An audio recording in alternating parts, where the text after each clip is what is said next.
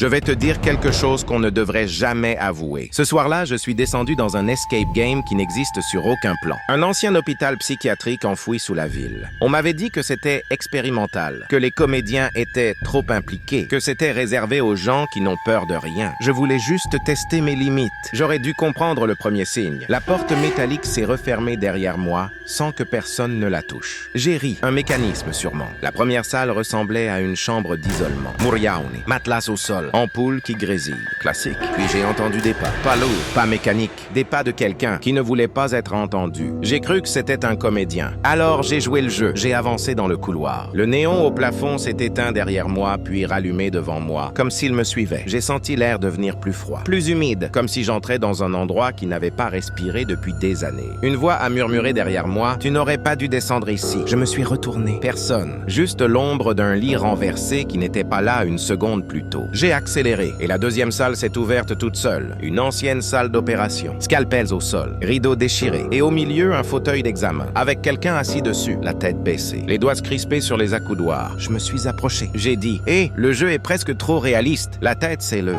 très lentement. Trop lentement pour être humain. Et le visage n'avait rien d'un comédien. Pas d'yeux, juste des trous noirs, comme si quelque chose avait dévoré l'intérieur. La chose a murmuré.